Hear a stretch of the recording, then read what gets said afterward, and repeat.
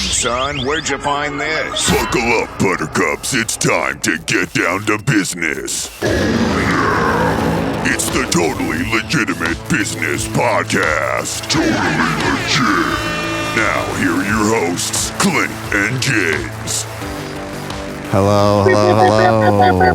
Welcome back to the Totally Legitimate Business Podcast. We are your hosts, Clint and James.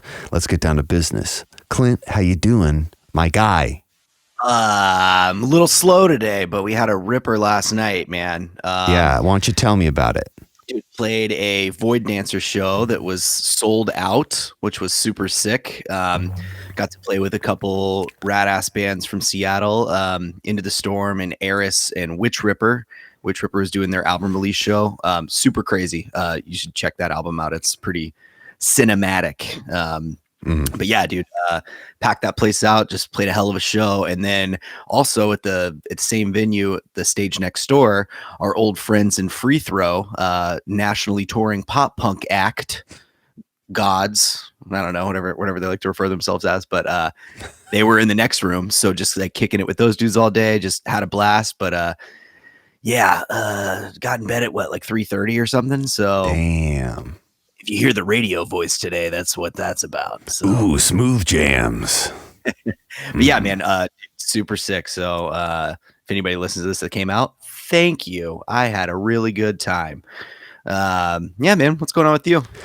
Oh, nothing much, dude. Just plotting away over here. I have to do a lot of computer things. I'm way overdue for it. And I'm just dreading it. But, What, like a full like it's gonna be a whole thing, I've just it's one of those things where I just want it to work, and every time I change something it doesn't work, or there's a possibility that it won't work again. So it's just gives me a bunch of anxiety. But we're here, we're doing it, and I'm gonna figure a way around it. It's important to upgrade, and my computer, I'm super surprised and happy that it has survived as long as it has, but it won't update anymore, and it's time for a new one. So it's hard to say goodbye to old friends, right? it is hard to say. I've been through a lot with that computer. Yeah, the keyboard's really sticky, right? Yeah. I mean, all the components are sticky. That's my favorite feeling, is to be sticky. But that's about it. Other than that, I've really just been looking forward to this very interesting conversation that we're about to have. And before we get into that conversation, we have to introduce the sticky ickiest of all, the ooey gooey guest. The sticky ickiest of all, the ooeyest gooeyest guest, Ooh-wee. Tyler Walker. Let's give it up for Tyler Walker. Here he is. Oh, okay, that's fine. Yeah, the applause is just there. Skull clap. How you doing, bub? How you doing? Good. I also feel beat, so I feel you, Clint. But feeling good. Just got back from a run and trying to catch up on sleep. Yeah, they say it never happens though, so just why try? Yeah. I have a meeting with my hot tub as soon as this is over with. I'm going to be in there for a minute tonight. Yeah, no, for sure. That is crucial. Courtney got this sauna bag. It's like a heated sleeping bag. Dude, on the days when it's been super cold here, my body's just been aching, getting in that thing and just warming, like sweating it out. Do you sweat out? Yeah. Is it sticky icky? It's super sticky, and I sweat. I'm like a drippy individual, but you have to you can't let it get so hot in there, it'll burn your skin. So you have to cover your skin. You have to wear sweatpants at least, and a sweatshirt at least. Cover all your skin. It gets hot as hell. And then you're just in wet sweats when you're done. It sounds like it's going to be super brutal, but when you heat your body up to that temperature and you step out into the cold, you're so hot. You're like, thank God.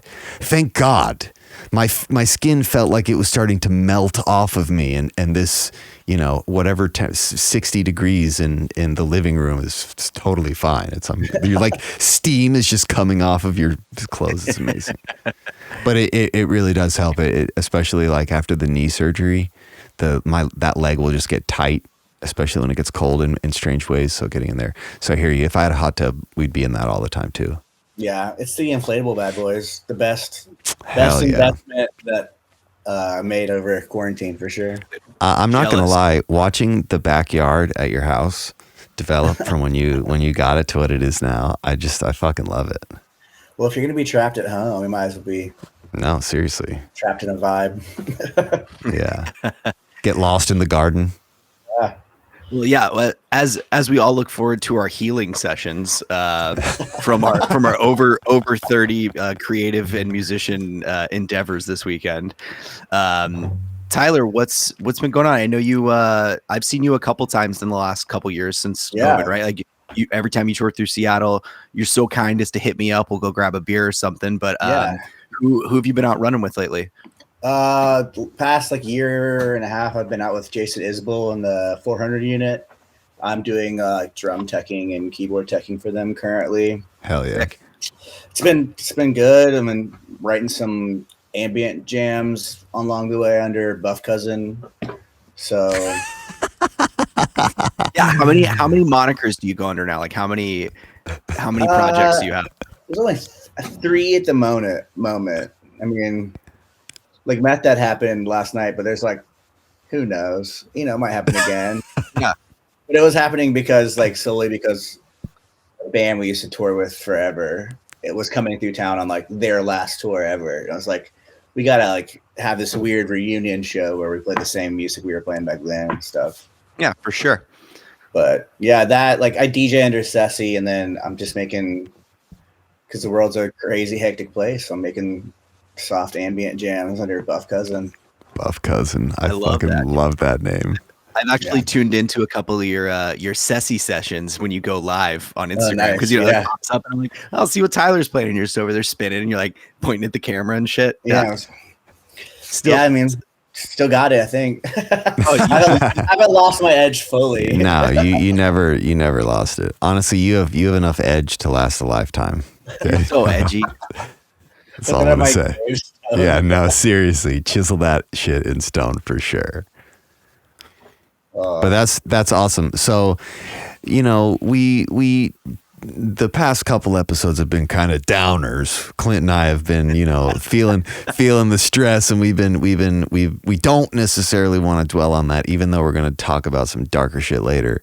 But really, like, you've always been a super creative person, probably out of anyone at school, the most productive and the most creative in the sense that the scope of things you are willing to create. What is it? What is it that makes you do that? Why is it? Because Clint, we always talk about it in the sense that, you know, we could never stop doing this. For as many times as we've been frustrated and thought about selling it all, we don't, because we have to do it. We can't ever not do it, you know? Well, so what is the reason for you, you know? We've seen it. So I feel like all 3 of us have seen it so many times where they're like, you know, someone just, I sold everything, man. I only wear khakis. And yep. You're like, I'm just gonna get a job at an insurance agency. I'm good. You know, you can do both. But yeah, I guess because we've seen it so many times. Also, like, I know that you guys feel the same way. Just like idle hands sometimes, where like if you have like a project or something, sometimes your mind starts drifting off into, you know, darker shit or something. Yeah, so, absolutely. like, you know, keeping a schedule or just having projects to do always. Dude, I know there's but that's I always say the best way to stay out of trouble is just to stay busy, right? So like that's why I've always got like 10 things going on at all times, because if not, I'm gonna be a fucking idiot and like wind up like, you know, just doing something stupid or like going to a bar and just like spending $100 wasting time, or money. Yeah. Like every once in a while, like I love going to a bar and wasting time when I've been doing shit nonstop, you know, for sure. Totally. But like, yeah, for that, it's just I would just be just doing drugs probably by myself at my house or some shit. Well, I mean, that's the rabbit hole a lot of people go down.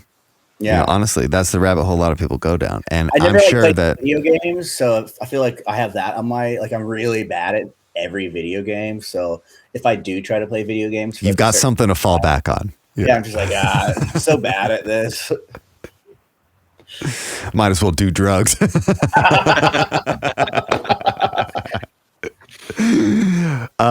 But no, I hear you and completely agree with that. Like a large portion of it is idle hands.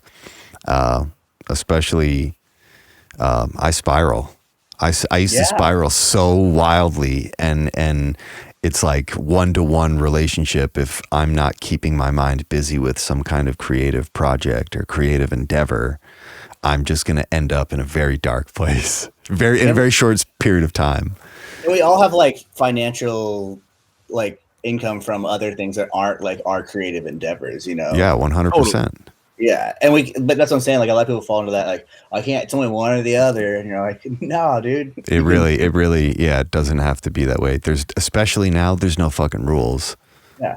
Well, dude, and with like Bandcamp and how easy it is to like just do anything now, dude. Like you can you could never have to play a show, never have to go do stuff, and still just put out like music every month. You know? Yeah, exactly. But I have a friend that just puts like an album out every month, but like never tours. And like I feel like he kind of lives off that. He lives in Austin. I feel like, you know, but I'm always like, I mean, the music's kind of trash, but go ahead and throw him under the bus here. Well, but see, here's the thing. Like one of the funny things about the internet is that somebody's gonna like it. Yeah, you know, and we all know that we've all made fringe fucking music, and somebody has listened to it that we don't know, that we have no personal or direct connection to. He just names like all of his songs things that people might search for on TikTok or fucking genius. You know what I'm saying? Like Weed is Tight. Fucking it's like, oh, sick. Now like Weed is Tight on his Spotify plays has like millions of plays because like so many people use it on TikTok because they search Weed is Tight. That's fucking hilarious, man. I mean, he's not wrong. Yeah, I mean, he isn't. I mean, he isn't. This is random. One of my friends from Nebraska was playing a show somewhere, and he played a show with Real Dom. Oh, so in Chicago recently? I think so. Yeah, I think it was in Chicago. Yeah. Whoa, hell yeah! Isn't that crazy? His shit popped up, and the first picture was of Dom, and then there was a video of him performing. I think did I meet Dom in Hawaii? You met Dom in Hawaii. Yeah. I was going to say Dom with the mullet and like the dog collar. Yeah. Does that sound, that's on brand? Yeah. That's Dom. That's brand for sure. Dude, it was awesome seeing him. He was shredding on stage. His paintings are like popping off. He's like an artist now. I know. I was looking at his page. It's fucking awesome. Yeah. It's just so weird because like last night Clint plays a show with dudes that we used to play shows with back in Murfreesboro and Nashville.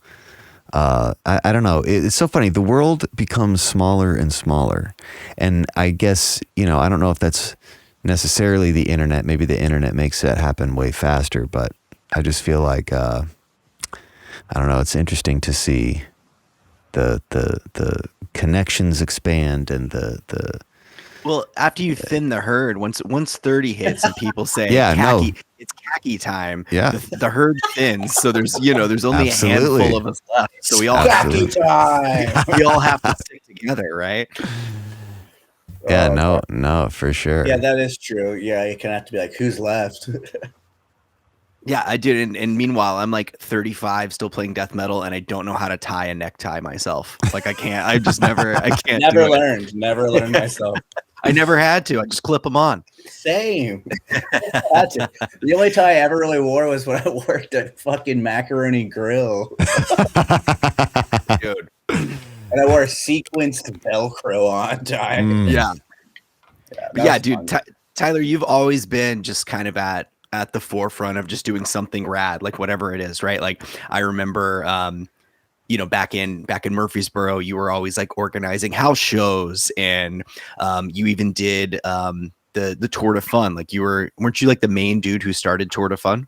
Yeah. It was just like a wild idea that blossomed into a beautiful thing. But just like how many bikes can we get on the streets of Murfreesboro, and how many house shows can we book in one day? Yeah, dude, I remember seeing you like riding a fixed gear bike, and I was just like, what the fuck is that? And then all of a sudden, dude, like 3 years later, it's like just a mass of like 300 people going down to go to some like punk show at like a house, and I was just like, a handful of custom double stacked bikes, dude. Yeah, that shit got out of control for a while, dude. I do miss my tall bike for sure. As dangerous as the things were, they were fun. They were fun as hell. Yeah, I remember when you taught me how to ride it, I was like, that looks sketch as fuck. But after I was up there for a minute, I was like, I see the appeal. Yeah, I see the appeal. I remember Charlie riding one, and like someone cut him off at the square, and he just stepped on their windshield. Charlie kind of like bent down, like lifted in their eyes, and the guy was like, "Fuck, bro, I'm good, cool." Now, correct me if I'm wrong. Isn't Tour de Fun still happening in some shape or form? Like I think I remember seeing something a couple years ago where they tried to do something. Someone tried to do similar to this thing called Burro Fondo. Yeah, that's what it is. That's right. Yeah. Yeah, but then like one of the dudes that tried to organize it ran away with all their money. Sick. Really? And we all know who it was. We could drop a name on here if we want to. Hey, go ahead. That's not going to bother me. I don't give a shit. Y'all remember Torres? Ooh. That's just that's what I heard. Yeah. So, but yeah, I don't think that is even happening anymore. But there's always something going to happen in Murfreesboro. It's because the college is there, dude. For sure, there's a really sick grindcore band that they're all like 20 years old and they all live out there. So they're just like they're called Knoll. If you haven't checked them out, they're fucking insane, dude. But yeah, I think they like kind of do the same shit where it's like they're DIY touring all the time. They live in like a punk house. They do house shows and shit. And I'm just like, that's fucking rad, man. Like, I'm glad to see that spirit still alive in Middle Tennessee, right? Is it Knoll? Like Knoll, yeah. Like that? All right, tight. I'll check that out. Yeah, dude. I was like, they played a show up here, and I was like chatting with them. I was like, oh, you guys are from Tennessee? Like, we knew a bunch of the same people and stuff. And then I was like walking back to the bar area, and I was like, yo, come chat with me. And they're like, oh no, I can't. And I was like, oh, I don't care if you drink, dude. It's fine. He was like, oh no, I'm 19 years old. I was like, wow, okay. Well, you can't. Holy shit, bud. All right. Yeah. I've been there a few times where you're hanging out with someone after the show, and you're like, yeah, come on, let's go after party. And they're like, my mom's on her way. Ugh. Okay, see you later. Hell, that kid probably grew up to be like fucking someone rad, you know? Yeah, definitely. Without a question. Yeah, bless up to fucking parents who like drop their kids off at shows and stuff. Because I was definitely that kid, and I was always super embarrassed, right? I'd be like, "Can you drop me off a block away?" And like I get out with like fucking a mohawk and like a fucking Rancid shirt, trying to like look cool, right? But like everybody knows, everybody's like, that's like a suburban little fucking like idiot kid, right? We went to a restaurant when I was visiting my parents like a couple months ago, and I was like, whoa, that's like the VFW was across the street, and that's where all the punk shows happened in Pensacola. And I remember like my mom would drop me off at the parking lot across the street, and I would go see Strike Anywhere, and then she would just wait in the parking lot and like watch me like go around the building to smoke cigarettes and stuff, and then I would just walk back to the car, and she would drive. She would just sit in the car. This is like before iPhones. I was like, what? And I would be so embarrassed. But now looking back, I went to that restaurant, and I was like, this is the parking lot you used to sit in and watch me smoke cigarettes. She's like, yeah, dude. I always get stoked when I see that. It was like, I was working merch for my friend's band at this little place that we have up here in Seattle. Shout out the Cherry Pit. It's super dope. It's like the only like all ages DIY space that we have going right now. And yeah, we're just like playing up there. And then this crew of like oddly put together like 16-year-old kids, it's like they're trying to wear clothes that make them look cool, but it just makes them look really awkward. Yeah. And then just a hodgepodge of like weird subcultures going on. And then this dad with like 5 kids. I was like, fuck yeah, dude. I was like, if you want to hang out back here, I got you. Like, hell yeah. I love that.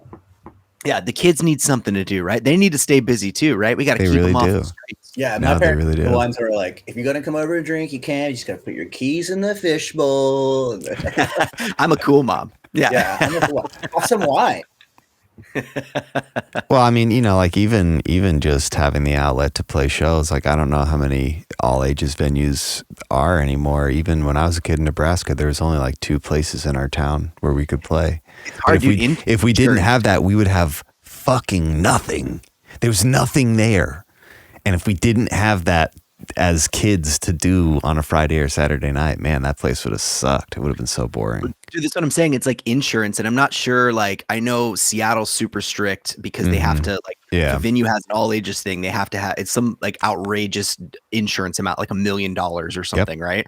And I just remember it was a little more lawless, and I'm sure Nashville's really reined it in, but like there was just so much shit going on that shouldn't have been going on. Like all ages shows with just full bar going on, and just like, oh yeah, they just X the hands, and then the kids just go like wash their hands off, and like, you know, like we're not cops, we're just trying to like make the show happen. So I was working at a venue for a while that had that happen a lot. I had to go in front of the liquor board and vouch for them like 3 times. Oh yeah, dude. Because I was like fucking there for a while. So like one of the dude, it's like it happened. It was like some hardcore show, right? And some kid from like Franklin or like one of these like suburbs was out there, you know, mouthed off. You know how the Muse was, like the kids just got beat the fuck up because they moshed the wrong way or whatever.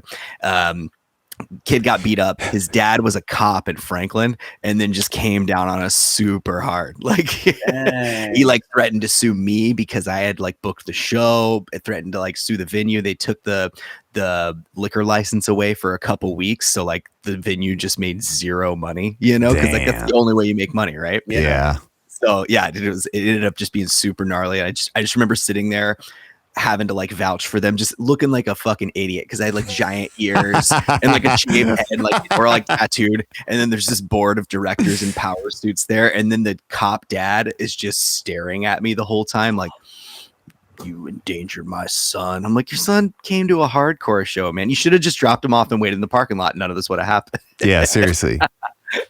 Well, lucky for that dad, it's now a Domino's. So hey, there we go. Still hot and ready, baby. No, that's Little Caesars, man. Domino's is much whatever. Who fucking cares? Yeah, they're all trash.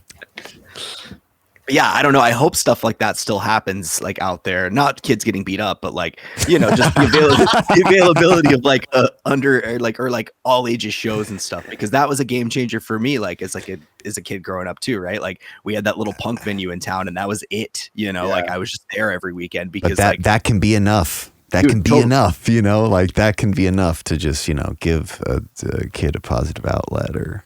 Yeah, all of our like all ages show in Pensacola were at the First Assembly of God, which is like this church that would just like let us rent out the rec space and throw shows in it with the cool pastor. And you'd be like, oh, they're a Christian metal band. It's fine. Yeah. That's the excuse every time, you know. Yeah. It's like they say God in this one song. It's like it's totally cool, but like in the First Assembly of God, everybody just calling it fag. And everybody just, and it's just like, yeah, there's a sick Rory show at Fag tonight, and you're like, what is going on? Everybody's got like a surfer voice because that is the most Florida shit I've heard. Yeah. I love that.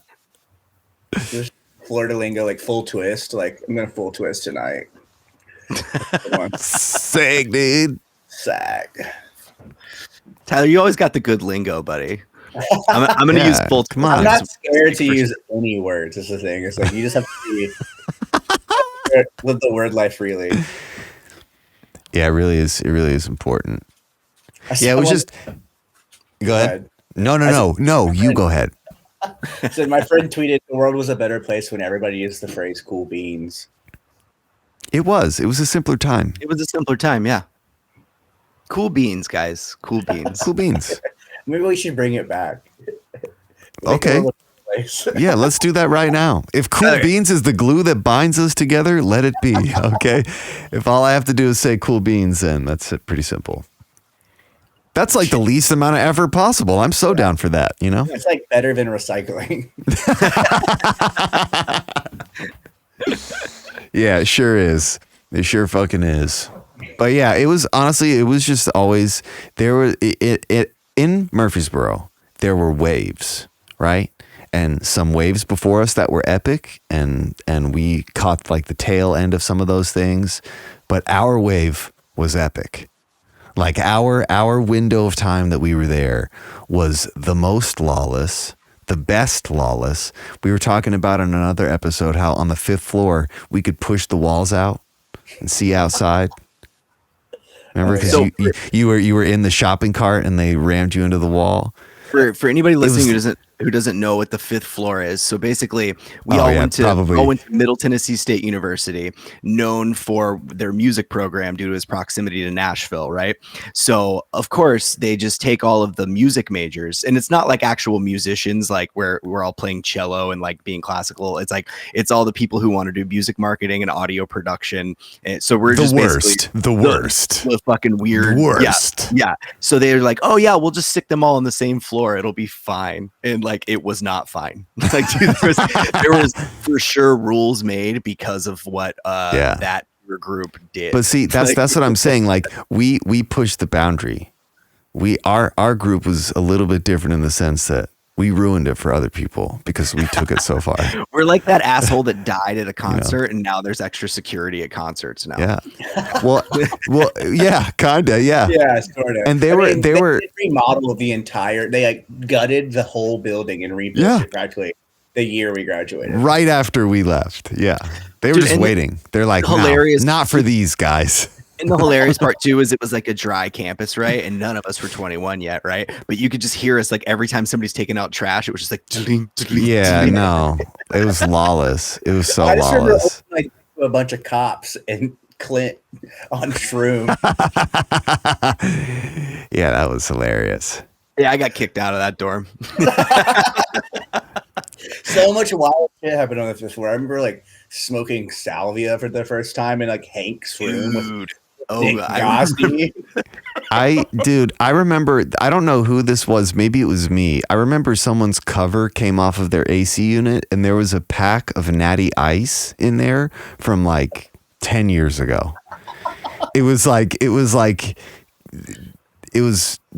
just disgustingly covered in scuzz. That place, Clint summed it up perfectly. The same people who build prisons built the building that we lived in for that year. Oh, yeah. It's amazing none of us got hepatitis, honestly. We just got a nice cinder block cell where we met the friends that we're going to have for the rest of our lives. Yeah. It's very much like prison, right? Yeah, yeah, definitely. We all got bro tats. It's great. Yeah. But it was just, there were so many moments. I remember just like watching you turn an idea into some like much more complex organization where I was like, damn, this person, most people I know who have the creative ability of you don't have the wherewithal to see their ideas through.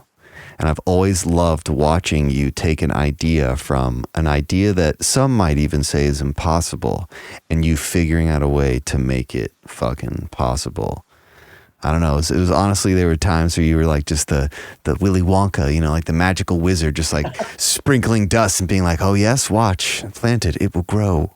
You would like come into my room and I have all the strings on my wall. No, dude, seriously, there was always something. You were always cooking up something, and the plans just got successively more complex. And it was just perfect awesome. Example. I went to see one of your bands play one time, and I don't know whose idea this was, but this was just the kind of shit that you were doing. I think maybe our buddy Charlie get on a bike to power all the instruments for the set with theremin blocks, like wood blocks with lasers in them to control the music while just riding a bike. And I was like, what in the fuck is this? Who that did happen. Made this monstrosity? And then of course it's you guys up there just like, yeah. That was actually Charlie's like thesis for the physics of music or something like that, something like wild shit like that. But yeah, that was a fun show. That was like, I feel like, didn't we dress up as like we were all like Olympians too? Like maybe. Dude, I don't even. Yeah, there was always some wild shit going on. But yeah, James, Charlie, friend of the show, if he's ever off tour, we should have a. Oh yeah, no, that's the hard part is because he's always on tour, but. You can nail him down. Yeah, just we'll catch him on a window when he's got a breather. We absolutely have to have him on. Honestly, dude, coming over. I remember just fucking coming over to your guys' house, and it was always some fucking mad scientist shit going on, like always at all times. But the vibe was always low. But there was intense. I remember one day I walked in there, and Charlie was building a wall of guitars that would play themselves. and nobody was fazed by that. I was like, what is happening right here? Yeah, we're just like, yeah, that's the guitar walk. And that's the whole. It's this whole thing where and you were advancing something else. I don't know. It was just those were very special times. And some of the house shows that we played were just some of the, oh my gosh, dude, most fun of any shows I've ever played. Some of those were just to have not only 100 people there, but 100 of our friends just literally tearing a house apart. Literally destroying a house. I love, like, do you guys ever like go to a bigger show and they're like, all you can think about, like, man, how much cooler would it be if we were like in someone's living room, right? We got so spoiled. I don't even like being at bigger shows. They're not, a venue I don't feel like if the floor is not about to cave in at any time, I'm not really having the maximum amount of fun that I could be having. No. I'm not covered in face paint and like shit. Am I dripping sweat? Is every inch of me covered in water right now? Yeah. That's those were some days. Some of the best. Some of the best. We've talked about that a bunch too, how just like the impersonal nature of a lot of the arena shows now. Like obviously some productions like Rammstein, you can't see that in someone's living room, right? It's going to burn the fucking house down. But Rage Against the Machine. I don't want to see Rage Against the Machine in an arena. I want to see them in a shitty fucking bar that holds 150 people. That's where I want to see Rage Against the Machine. The largest venue I want to see a band is like Exit In. Like that's as big as it needs to be. The equivalent of the size one here, that's kind of my rule of like cutoff. It's like that's the biggest place that I'm gonna go. Yeah. Like unless it's like a bucket list band, but even then, I just tried to buy Cure tickets this afternoon, and it was $179 a piece, and I was like, "Nope, sorry, dude." Yeah, don't like you guys that much. Yeah, damn, $180. Yeah, but I mean, didn't you go to South Africa to see The Cure? I did. So, and it was only $180. Yeah, right, exactly. Dude, that was the best part about it. Charlie bought the tickets, and then couldn't find anyone to go to South Africa with. And he was like, I won't charge you for the tickets if you could just make it to South Africa. And I was like, I mean, and I knew Charlie had it all, because Charlie's thorough. So I knew he had like the places figured out, the car. The route, like, everything. Like, I buy my tickets and then I just latch onto Charlie and he Yeah, it's always good to have friends that aren't on some like wanderlust fuckery where they're just like, it's going to be fine. We'll figure it out. It's like, no, we're literally across the world with a limited amount of resources and money. Like exactly. And he knew that. So it was like, I just bought tickets. Like I remember like it would be like the Charlie Bank even because I didn't have enough money when I was over there. So I was just like, can I get some money from the Charlie Bank? But it was a good time. Please, money, please. But it was a good time, yeah. And we saw The Cure. We saw the wildest thing at The Cure. The crazy, like, all right, it's still to this day baffles me. A woman dancing during the first song pulls an object out of her boot and lays it on stage. And I go, what was that? What looked like a balloon or something. At the end of the show, she takes said object, pulls it up, and then I realized it is a Tide-filled condom, like used condom, and then she just puts it back into her boot, just lays it on stage for the whole Cure show, and I thought I was going crazy. I was like, "There's no way I just watched what happened." That had to have been some kind of witchcraft ritual. Yeah, or something. no, 100%. That's what was going on there for sure. Yeah. The airport the next day, I went on Twitter and someone else would be like, I just saw the craziest thing at the Cure. I love Twitter. I love Twitter for that. And I was like, see, I'm not crazy, because I was trying to tell Charlie, and I was like, this is some random other person on Twitter saying the same thing. That is fucking hysterical. Yeah, that's really weird. Yeah, definitely some like blessing, some cum. Yeah, 100%. There's some ritualistic nature to that. Absolutely. She looked pretty witchy, like wooey for sure. Yeah. Spooky. But, yeah. The Cure. Well, Well, speaking of airports. Yeah, speaking of airports. Speaking of airports and cum. Nailed it. Fucking nailed it. Transitions. Yeah, I know we had a little weird conspiracy scam topic that we wanted to chat about today, and Tyler, since you're such an avid world traveler, I feel that you are well qualified to talk about any of these weird conspiracies around the Denver International Airport. I mean, I did get trapped there for 2 days in a snowstorm and dive deep into the subject the whole time I was there. You're looking for the tunnels, like Yeah, I know. I was literally like going to the murals. And, like, What's walking behind this store? it's under the Burger King. Yeah. You like ordered. You have to say something to get to the tunnel. Like 1 medium diet Coke, please. Yeah, right, exactly. One Illuminati burger? Yes, Illuminati burger. Yeah, it's just like I thought it was a fun bit. Because when I was talking about it, someone who had never heard of it when you guys asked me to do the cast, and I was like, "Oh, that would be a fun one," you know. Not that I like know like a crazy amount about it. I just think it's a really funny. It is. It's a funny and interesting one. What I found kind of interesting as I was trying to go over some shit to just like refresh my memory, they wiped all the conspiracy shit. In fact, the only shit I could find on YouTube is videos debunking the conspiracy theory. In fact, United, yeah, it's crazy. I remember when the I guess, you know, between 2010 and 2015, when this was like really bubbling up, when I became aware of it, at least, there was a ton of shit, a ton of like, and like not even really batshit conspiracy videos on YouTube, just like a lot of strange stuff happening over here. What's going on with this? I couldn't find any of those. I dug as deep as I could. YouTube has totally squashed the shit. Even the controversy used to be on the Wikipedia page, and they even fucking took it off of there. They're trying to completely spin it to be like, oh, you must be a fucking moron if you look into this. We've debunked this a bunch.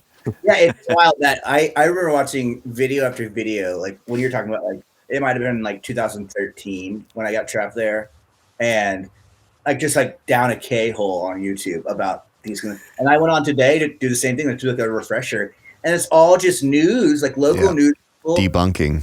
Thrillist or something, being like, this is why you're a fucking idiot. Well, just to zoom out a little bit, do we want to kind of just give like an overarching a little bit about some of these conspiracies and how it kind of came to be, or whatever you know about the subject. Sorry, I know Tyler was taking notes, so Tyler, run with it. Let's just start giving us some word vomit, and let's take it from there. Like, what it was like $4 some billion over budget being built, and like 5 years late. And like what the first thing that I remember reading about was like, if you look around, there's dirt everywhere because so much dirt was excavated, but like the cubic square feet of dirt is so much more than what is actually excavated. So there's like an underground city for the elite during like nuclear war underneath.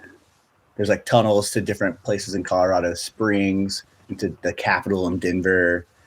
And supposedly there's multiple like 6-story buildings built underneath in this underground city. Other than that, just like all the weird, creepy Illuminati shit, like the weird murals, and like, isn't there like a Freemason time? And that one is really weird too, because I watched a couple of the videos, and even when they went to debunk it, they didn't debunk it. They say what the conspiracy was, which was on that plaque, it says the New World Order Airport Commission or something like that. It does not exist. But why would you put that on a plaque at a fucking airport? Yeah. They say it was like the commission that like marketed the airport for its opening is what is the. It wasn't a real thing. There's no thing that is that. And in the one video I watched, they're like, they say it's this, and then they don't offer a but. They just go to the next. They talk about the murals. That one is weird. Now, a lot of buildings have Masonic cornerstones, and that's going back a long time. You know, before the foundation of this country, hundreds of years, before it was even a social club. the having a square and compass or a cornerstone at a building, at any building to commemorate its opening, not weird. Go downtown and you'll see it at every fucking building down there. Yeah, I've seen it multiple times for sure. To have that writing on it is strange. Now, I guess really where for me, what piqued my interest on it is all the things that you just touched on, Tyler. They're strange. They're strange to be at an airport. And the way I look at it is, after 9/11, airports became way less fun. Why is this one so fun? Still fun. Really? Why do they have a mural depicting mass genocide at the entry to the tunnel? Why do they have one of the 4 horsemen of the apocalypse with glowing red eyes? Lucifer. Yeah. Why is that the first thing that people see when they come into? When I think of a post 9/11 airport, I think dentist office. Yeah. How do we make people feel as comfortable and safe as possible? Sterile, very cut and dry. We don't want anyone freaking out. Where to go? There is food and water and bathrooms. Yeah. Everything is safe. Follow the path. Why would you do that at this airport? So there were a couple things. I tried to find these articles. I couldn't fucking find them. Let's I guess just go back to the very beginning. This dovetails on another subject that we'd have to do a whole other episode on, but it's called something called deep underground military bases, DUMBs. And these military bases are massive facilities that can, sustain life for upwards of 1,000 people. There are a number of these known. There's probably a bunch that we don't know about. The most popular one is in Cheyenne Mountain. Yeah, Cheyenne. Terminator. That's not a joke. That is a facility they bored out of a mountain. It can sustain 1,000 people in there. That's the head of NORAD. That's the head of CSAC, or not CSAC. God damn it! What's the BMI ASCAP? BMI ASCAP. Universal Music Group. Yeah. No, it's the SAC. SAC. There we go. Strategic Air Command. That the door to that facility can take a direct nuclear blast. Oh, whoa. These are real things, and we have all sorts of crazy boring technology to build tunnels. We have these massive bores that heat up the rock so hot that it liquefies, it turns to magma, and they can just melt the inside of a mountain or like deep rock, and they can build these massive facilities. There's a few of them that are known. A lot of the major Air Force bases have underground components. The Pentagon for sure does. White House for sure does. And there's this long-standing rumor since at least the 80s that a lot of these places are connected via high-speed train rail, high-speed underground train rail, and there's literally a whole other plane of existence happening just below the surface that none of us are allowed to interact with. Whether it's aliens, whether it's government, purely government, like crazy research, who knows? There's no telling. We'll never go down there. But you know about the burrito tunnel, right? Or what was it? You know what I'm talking about? The burrito tunnel. There's like something called like the pitch black burrito tunnel or something, and it's supposed to be like a high-speed anti-gravity tunnel that's buried between San Francisco and New York or something like that. Yeah, no, that's okay. So that's exactly what I was talking about before. Like there's this long-standing conspiracy that we have, there's a massive tunnel network underneath America, and it connects all the power centers. So if any leading politician or general needed to get somewhere safely, they wouldn't have to go in the sky. They'd in their building, they'd get in a train system and they'd jet away. And there's some evidence to suggest that exists. But anyways, how this comes back to Denver International Airport is a lot of people think that this is this Illuminati headquarters for some kind of end of the world scenario. They would funnel all the people here, and this would be the sorting center. This would be how they would filter through the remnants of what was left from the catastrophic event or alien invasion or whatever. When they built this thing, they had this budget of a couple $2 billion. They built an entire airport, and then they're like, no, we fucked it up. So they buried it again. So now it is known that there's at least one layer of shit that is underneath this. They showed it off in some of the videos on YouTube. they take the tours underneath. Do they actually do tours under Not the not for the public, but for The publicity. newscasters and Yeah. stuff. Yeah.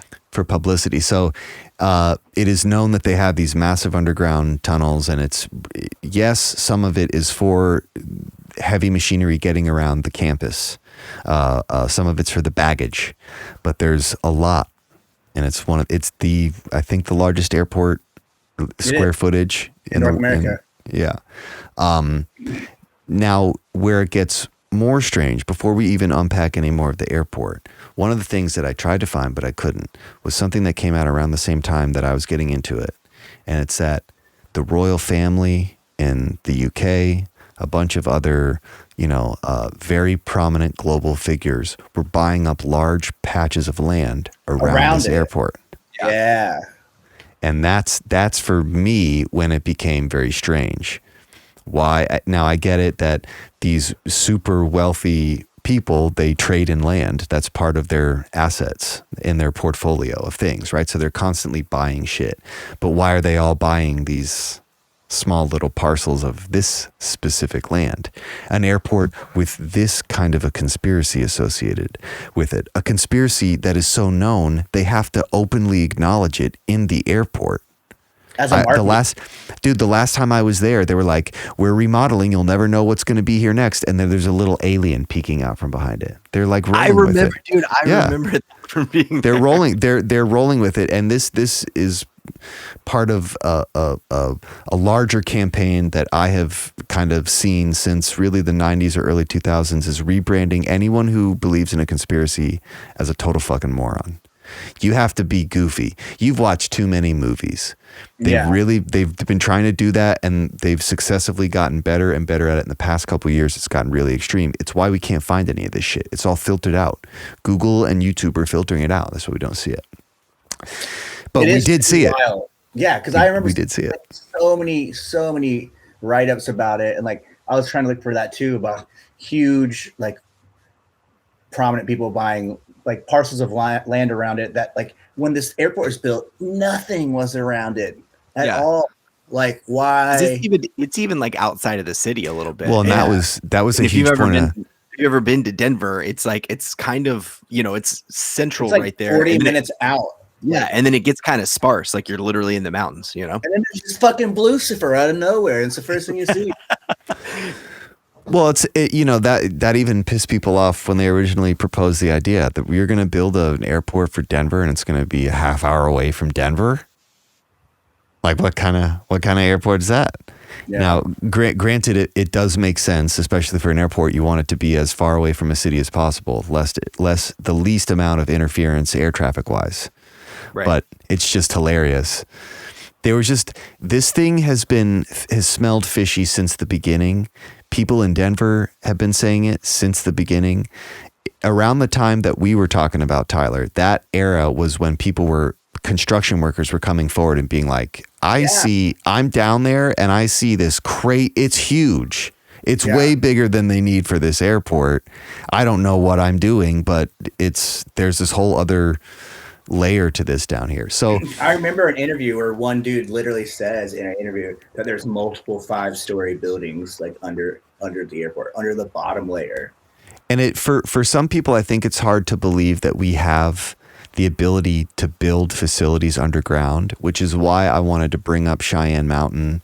And really, all you have to do is a quick Google search. Like there are a couple, we're very open about some of them just to flex that we have the technology, but I'm sure we have these shits all over the fucking place and at scale that we're not even thinking of. We're not even prepared to. Any major city now, like they literally dig out the ground to make those giant buildings with parking garages and all that stuff. We for sure have that technology, and it doesn't take that long to do it. No. There's one very famous one. This was a presidential and congressional bunker. It was in beneath a hotel in Washington or Virginia somewhere. They built a bunker that would house Senate, Congress, and the president. And they built it in this hotel while the hotel was open. No one knew they built a bunker in this hotel. and they just it was in the 60s. They declassified it recently. You can go there on tours and shit now, but they've been doing it's like a giant white looking hotel in the woods, kind of. Yep. No, yeah, 100%. Yeah. And they did that hotel was open for business the whole time, and nobody knew. They were digging tunnels and stuff too. It's a whole, like, it could support all of those people and, you know, their immediate staff, anyone who would get sucked into that. I don't know if it's in the Capitol building or if it's in the Pentagon or if it's in the White House. Underneath those buildings, there already is a known train line. Oh yeah. Like there's pictures of it. They talk about it. It's how a lot of the very important, prominent DC people get around from place to place so quickly. I mean, there's like tunnels throughout Chicago from smuggling booze and stuff, and like Al Capone. Oh yeah, for sure. Even in Nashville, there's a bunch of buildings with like, mission tunnels and stuff. All I mean to say is that this, when people say it's not, there's no way we could do that. 100%. Just look at Cheyenne Mountain facility. Like there's TV. They've done TV shows about it. It's incredible the shit that we can do. So is it possible? Absolutely. I'm gonna share. This is the first time I ever went to Denver International Airport. Dude, I remember these pictures, and you were so excited. I had been waiting. This is the first time I'd ever had the occasion to step through here, and this is me in front of one of the banners. This represents the flower of life, the children of the world. This is later in the procession of these things. Some of these are covered up now. What? Really? Yeah, covered up a few of the murals now. Wow, that is incredible. Yeah, here's like this. Why do you want this? Why do you want this at an airport? Yeah, that's very unsettling. Like at a museum? Absolutely. Even at like a state building where we're talking about the civics of community and building a better world. That makes sense. At an airport? Doesn't make sense. It's confusing. So this is, you know, this is like you walk past this. Going anywhere after security, you walk past this. And this is like the middle stage. I think I got pictures of the other one too. Yeah, that's the full scope. My question is, right, like why would they even promote stuff like that, right? Like it's obviously it's, you know, I know Denver kind of has that reputation of kind of being like an artsy-ish kind of hippie vibe to it a little bit, but like who even thought that was a good idea, right? Especially if they are in fact trying to cover up any kind of thing there. Why have something that would elude or make people think more? They say it was because it's like a pro-environmental mural about a time when there was no war, and like it's there's the one. this is the war that said has been covered. I'm pretty sure. This was the giant sword next to the children. Yeah, that's and the stormtrooper. Yeah, the stormtrooper sweeping a wind of plague across the land. Yeah, real cheery fucking sentiment. Denver Airport. Thank you.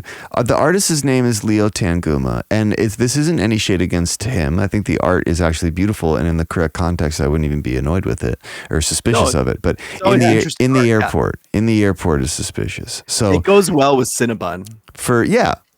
Absolutely. Now there's the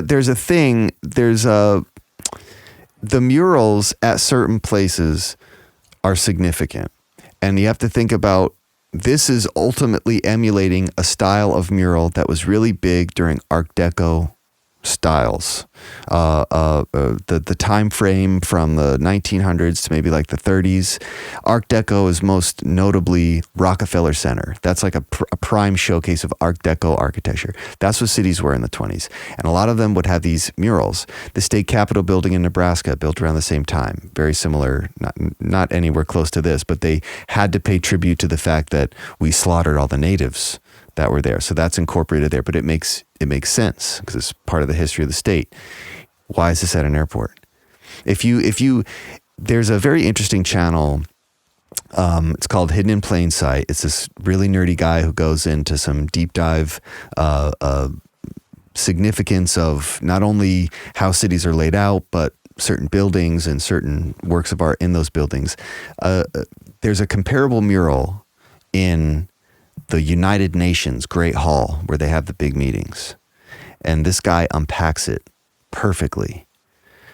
And what I learned from watching that and a number of other of his dissections of these things is that regardless of if the artist believed in some strange, esoteric, sinister agenda, at a bare minimum, there was meaning behind every single thing in the portrait. Every single thing in here has some significance and some relevance. And depending on how you're interpreting that picture, you can get certain things out of it. I've heard the artist's interpretation of this. I've heard other people's interpretations of this. It's just very strange that in a post 9/11 airport, we would have this on the wall. I don't know. It's just, I never got over why they would even, what asshole thought that was going to be a good idea? If I put anything like somewhat that could possibly be scary or off-putting in any place, Bro, Yeah. there's a burning building. Hang on, let me see if I can. Like in one of these, let me get to it here. I've even heard an unpacking of this, that these are supposed to represent the Twin Towers. Oh, whoa! They are like two there's a city. Yeah, there's somebody who does like a really in-depth breakdown of it. But even again, those videos, I can't find those videos anymore. They're just like relegated to some scrubbed folder on YouTube. But I don't know, it's weird. And again, like the gargoyles that are scattered around all over the place. It's just strange. The land is the strangest though. Why were all those people buying land? And does that mean they're developing a bunker underneath? Does that mean they just want to own some stake there? No, you're looking into this too deep, okay? It's a bunch of artsy motherfuckers who just want to go skiing. That's all it is. Yeah, you're right. They just want to look at like their Rocky Mountain High, man. John Denver, dude. They all knew that weed's going to be legal there first, so they exactly. They're growing their weed there for sure. It's all the bad guy ski teams from those 80s like skiing and snowboarding movies. It's all that. You're gonna have a bad time. Yeah, they're all European and they're all wearing like skin tight suits, right? They're like, Johnny Tsunami bought like the most land out there. I don't know. He went Richter. Yeah. But it is, yard sale. Yeah. It just is weird. Like that airport, for that, there's no reason you would build an airport that big and with the intention to expand it as big as they want to, unless you think it's going to play a crucial and critical role in air traffic for America moving forward. This thing is fucking massive. And this dovetails on a conspiracy that I have been working on for quite a few years. Oh, here we go. If you look at a topographic map of the United States, you'll see that most of the eastern seaboard, probably all the way into fucking Ohio, and a good chunk of the West Coast, they're just at or barely above sea level. And if the sea level rises, which it is, and it will continue to, 30, 40, 50 feet, all of those places are now underwater.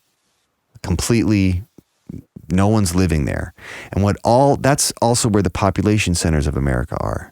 And what would happen is all those people would have to move to the Midwest. Now, when I lived in Nebraska, I would always wonder these same things. Why are they developing the infrastructure here so that I can support millions of people? When this is Nebraska, millions of people will never live here.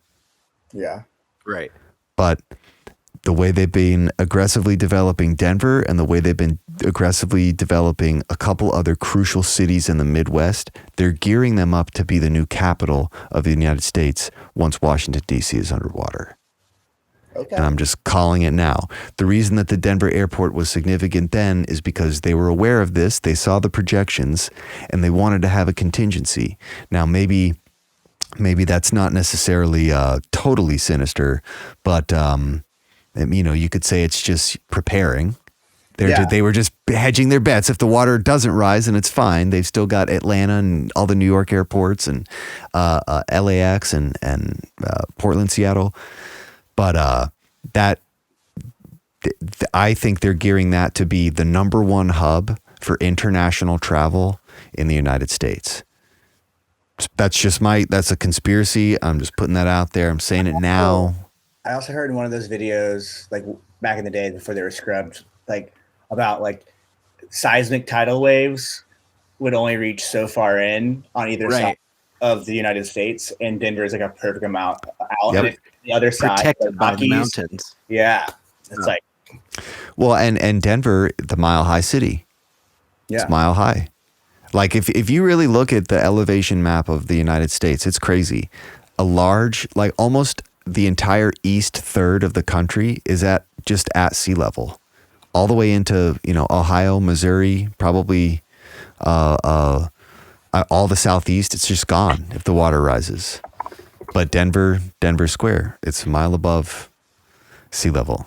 Nothing's going to be the problem there. I don't know. Maybe all those white people with dreadlocks are onto something down there. Yeah, the Wookiees are going to repopulate this planet, and I'm not even mad at that. Just a nation of wooks. Yeah, dude, I'm not even fucking mad at it. Everyone's just going to be boofing crystals. And But what? Let me. Hufford Air Luster. selling Tyler. grilled cheeses. Tyler, of the things that you saw about this shit, we'll do this last thing and then we can wrap it up. Of the things that you saw about this, what were the most sinister? What was the most like sinister fucking conspiracy you heard about this shit? I don't know about sinister. I just thought the whole underground city, like the rich people buying land. The whole there's mounds of dirt, billions of dollars on it, like accounted for. Yeah. I mean, more so like interesting than sinister. Like, I mean, the most sinister thing is the goddamn eyes of fucking Lucifer. Yeah. just glowing. Also, another thing white about Lucifer is the artist who made it. Right when he finished it, it fell over and severed an artery in his arm, and he died. It fucking killed him. It's Blood, cursed. That's a blood sacrifice, baby. Yeah. Well, in the end, our creations kill us all, don't they? Yeah. Yeah, definitely. Him just a little quicker. And poor Tyler's going to be running from bike-powered laser. No, dude, he'll be fine. He's just gonna build a taller bike. Yeah. They'll never be able to touch him. No, this bike's going underground, bro. Oh shit! Deep underground military bikes. The bike goes 5 stories. Fuck yeah, dude. Yeah. The most I heard some real fucked up shit about it, but probably the most dark was that there were some rooms in there that had like spray. Basically, I heard this was like a gassing the room. genocide chamber. Like when the culling happens and they're rounding up everyone to the population centers, like Agenda 21 or America 2050, all the dovetailing conspiracies. When that shit goes down, everyone's getting shipped to the Denver International Airport, and underneath there's where you're gonna get sorted and where we're gonna ride out whatever fucking cataclysmic event is happening on the earth. And I don't necessarily believe that. If there's a if there's a cataclysmic event on Earth, how the fuck are you flying people to Denver Airport? Yeah. Like if there's a comet, what are you gonna? You're just gonna fly around the comet? A little bit of turbulence, no big deal. Yeah, right. We're talking that's also another funny thing I think about too. Is like you can have your doomsday bunker, but unless you're right next to your doomsday bunker, you might not make it there. Yeah. Like if you're on a plane and the fucking earthquake hits, how are you going to get to your bunker? Yeah. Are you going to be able to land anywhere? I don't know. The doomsday scenario only makes sense for me is if you have a bunker in your house or your house is the bunker. Yeah, or you just live like, upstate New York, like you have like an escape plan, Yeah. Civilization, like you got a trail, you got your back. Yeah, easy. Yeah, easy bug out. Yeah, totally. But who's going to try to live that life for the rest of their lives? Yeah, Clint and I talk about that too all the time. Just fucking kill me. Yeah. Yeah. Like if it gets There's to no that, need if I have season- to contemplate eating human flesh, just kill me. Done. There's no need for season 5 of Walking Dead. I'd be Yeah. long gone. Yeah. Like, I don't want to live here Yeah. anymore. I don't want to do this. But what I do want to do is take another trip to the Denver airport. So maybe I'll go do that. Yeah. You should. Maybe we'll take a snowboard trip together and we can have a long. We can go trip. shred the gnar. Let's Yeah. go. We can go Richter together. Richter together. We're going full twist, baby. Richter, I hardly knew her. Okay, so here's the thing. We'll have to do another one of these when your schedule permits. Let's we can unpack the deep underground military bases. Yeah. Sounds great. Tyler's fun. Anytime you want to come. No, this was great. Yeah, seriously, thank you for coming on with us today here, and we'll coordinate. Stay on afterward. We'll keep chatting. But this has been the Totally Legitimate Business Podcast. We want to thank the 2 people that were watching for watching, and nobody else. Everybody else, if you're watching this after the fact, fuck you. All right, we'll see you later, everybody. Bye-bye. This has been the Totally Legitimate Business Podcast. The end. With your hosts, Clint G and James Oliva. Executive producers, Clint G and James Oliva. That's obnoxious. Sound design, mix, and master by James Oliva. Literally no one cares. For more Totally Legitimate Business, subscribe to our YouTube channel at Totally Legitimate Business or add us on TikTok at TLB Pod. When will this end? Thank you for listening. Now get back to work. Move it along, buddy.